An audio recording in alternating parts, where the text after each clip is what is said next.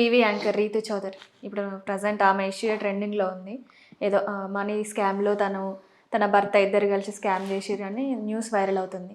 అసలు ఏం జరిగిందంటారు? అమ్మ స్కామ్ జరిగింది అదంతా పక్కన పెట్టేసి అసలు ఏం జరిగిందో చెప్పనా. ఓవరాల్ సినారియోలో నాకు అర్థమైంది. శుద్ధపూస ఏం కాదులే, శ్రీకాంత్ చేశాడు, చేయలేదని కాదు. బట్ అందరూ కలిసి ఈయన బలిపశువుని చేశారు. ఇప్పుడు మనందరం కలిసే ఏవేవో చేసాం.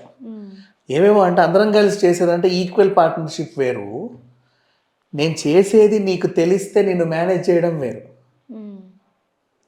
ఇప్పుడు నా ఇంట్లో నేను ఏదో చేసేస్తున్నా, నా ఇల్లే ఉందమ్మా, ఏదో పెద్ద చీకటి వ్యాపారం చేసేస్తున్నా, నా పని మనిషికి తెలుసు, ఆమె అట్ట ఊడ్చుకుంటూ చూసింది ఓ రోజు. దానికి ఫర్ ఎగ్జాంపుల్ జీతం 5,000 అనుకో, నేను 15,000 ఇస్తా. అప్పుడప్పుడు అదో ఇదో అది కొట్టేసినా కూడా నేనేం అనుకోను, చూడలేదులే అనుకుంటా. అడగలేము కదా, ఏమే ఇక్కడ 30,000 పెట్టా తీసామా అంటే అనింది అనుకో, ఎందుకు వచ్చిన గొడవ, సైలెంట్ చూసి చూడనట్టు వదిలేస్తాం. ఆ క్యారెక్టర్ శ్రీకాంత్ పోషించాడు అని అనిపిస్తుంది ఈ కథలో. ఆ సింగ్ అనేవాడు చక్కగా రిజిస్ట్రార్, సబ్ రిజిస్ట్రార్లు ఉన్నారు, వీళ్ళందరూ కలిసి చేసిన స్కామ్లే ఇవన్నీ. అండ్ ఆ ఏసీపీలు డీజీపీలు కూడా కమిషన్లు తీసుకొని వదిలేశారు అంట, మనకు తెలియదు నిజమో కాదో, చెప్పాడు శ్రీకాంత్. సో పెద్ద ఎత్తున ఏదో జరిగింది, అందరూ మేనేజ్ చేశారు. మనకైతే ప్రమాదం ఏం లేదు, ఎందుకంటే పదో పొరకో నా మొగుడు రియల్ ఎస్టేట్ వ్యాపారం చేస్తాడు, నాకు భలే ఇస్తున్నాడు అన్న సంతోషంతో ఆ పిల్ల ఉంది, భలే దొరికాడే లేక అని రిచ్. ఆయనకు ఉన్న దాంట్లో ఇది ఎక్కువే వస్తుంది, హీఈస్ హ్యాపీ. బట్ వీళ్ళు ఇంత దోచుకుంటున్నారు, ఇంత ఈయనకి ఇంత ఇస్తున్నారు, ఆ ఇంతే ఈయనకి కొండంత, అలాంటి వ్యవహారం ఇది. సో ఒకానొక టైంలో తెలిసిపోయింది వ్యవహారం. తెలిసిన తర్వాత ఈ సింగ్ ఏం చేశాడంటే, అసలు మాకేం సంబంధం లేదు, మొత్తం ఈ శ్రీకాంత్ గడే చేశాడు అని చెప్పేసి ఆ రీతు చౌదరిని శ్రీకాంత్ ఇరికిద్దామని ప్లాన్ చేశాడు. వీడికి ఒళ్ళు మండింది, ఉన్నది మొత్తం చెప్పేశాడు, అంతే. కానీ ఇప్పుడు ఈమె అకౌంట్స్ సీజ్ చేశారు అని ఒక వార్త వస్తుంది, దాంట్లో ఎప్పుడో, ఇప్పుడు కాదు సీజు, ఎప్పుడో చేశారు. ఫోన్లు గీన్లు అన్నీ ఎప్పుడో తీసేసుకున్నారు. పాపం అప్పుడే బంగారం పట్టుకొని లోన్ ఏదో పెడదాం అనుకున్నాడు అంటే అప్పుడు కూడా అన్ని పట్టుకెళ్ళారు. ఇప్పుడు ఇంకా ఈఎంఐలు కడుతున్నానని చెప్పాడు. ప్రజెంట్ మొహం చూస్తే మాత్రం గతంలో ఇప్పటికీ వేరియేషన్ అయితే తెలుస్తుంది, మా ఏదో కోల్పోయాడు అనేది అర్థమవుతుంది. ఆ ఫ్రస్ట్రేషన్ కూడా ఏమీ లేని ఫ్రస్ట్రేషనే, అన్నీ తీసేసుకున్నారు, ఇప్పుడు నా దగ్గర ఏమీ లేదు, మొత్తం దోచుకొని మళ్ళీ నన్నే అంటావా, ఉండండి మీ అందరి సంగతి చెప్తా, ఎవడెవడేమేం చేశాడు అన్నీ నాకు తెలుసు, నా దగ్గర అన్నీ ఉన్నాయి, నేను అన్నీ చూసా అన్నట్టుగా ఆయన చెప్పేస్తున్నాడు. ఆయన ప్రాబ్లం ఏంటంటే ఇదే, ఇంకా బలిపశువుని చేసేసారు ఓవరాల్గా. ఉన్న వాళ్ళందరి పేర్లు చెప్పేస్తా, నువ్వు అప్రూవర్గా మారుతావా అని అడుగుతున్నాడు. అప్రూవర్ అంటే నేను తప్పు చేసినట్టు ఒప్పుకుంటే అప్రూవర్గా మారాలి, నేను తప్పు చేసినట్టు ఒప్పుకోను, బట్ వీళ్ళందరి నిజాలన్నీ నాకు తెలిసినంత వరకు బయట పెడతా నేను అన్నాడు. ఇక రీతు చౌదరి అయితే అసలు నాకు ఏమీ తెలియదు, అసలు ఏం తెలియదు, ఇదంతా ప్రపంచమా, అరే నేను కూడా మనిషినేనా, భలే ఉంది, ఎంతకాలమైందో నేను పుట్టి అన్నట్టుగా కూర్చుంది. సీరియస్లీ ఆమెకి ఏంటమ్మా సంతకం పెట్టామంటే రిజిస్టర్ ఆఫీస్కి వెళ్ళాను, మేడం రండి కాఫీ టీ తాగుతారా, రండి కూర్చోండి, ఊరికే 2-3 ఆటోగ్రాఫ్లు చేయండి అంటే చేసేసిందంట.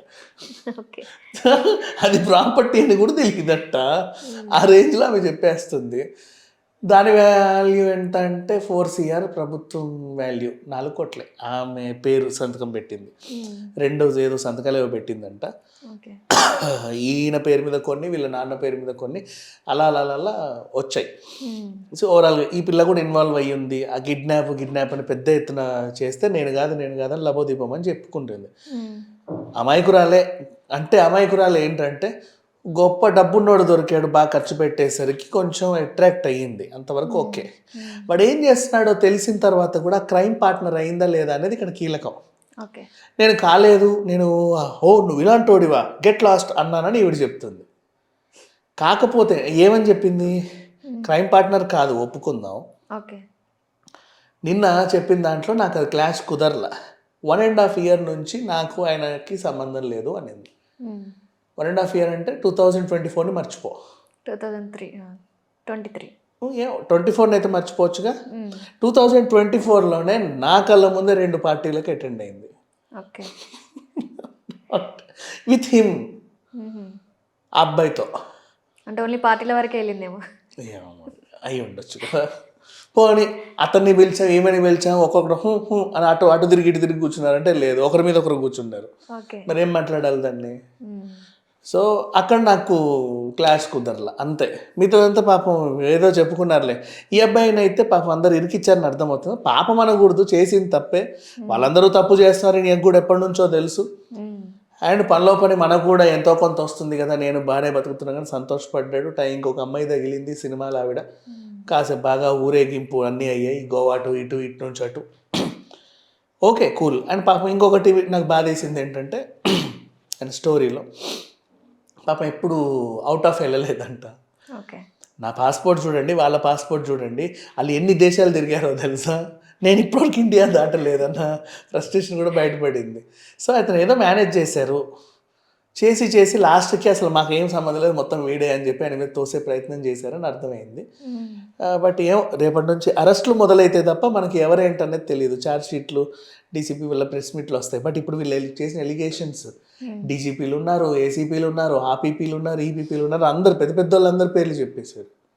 అంటే వాళ్ళందరూ ఇప్పుడు ఈయనను మేనేజ్ చేయలేరంటారా? I don't know. అంటే లైక్ యూనో ఇప్పుడు అంటే ఒక జడ్జి గారు లేరు, సీఎం గారు లేరు అన్నాడేమో కానీ మొత్తం వ్యవస్థ అంతా ఇన్వాల్వ్ అయ్యింది, అందరూ స్కామ్ల వాళ్ళే అని చెప్పాడు. నాకు పేర్లు తెలుసు, ఊర్లు తెలుసు, నా దగ్గర అన్ని డీటెయిల్స్ ఉన్నాయి అంటున్నాడు. మరి అదేంటో తెలియాలి. మళ్ళీ నాకు ప్రాణహాని ఉంది, ఇవన్నీ బయటపెడితే నేను చంపేస్తారు. ఇంటికి కూడా పెద్ద ఉత్తరం వచ్చింది, చంపేస్తాం అని. ఇదిగోండి మెసేజ్లు ఎలా వస్తున్నాయి చూడండి, ఇవన్నీ బయట పెడితే నన్ను చంపేస్తారు, రేపు సరే చేస్తే చేస్తారు, రేపు నేను చచ్చిపోతాను, కారణం వీళ్ళే అని ముందే చెప్పాడు.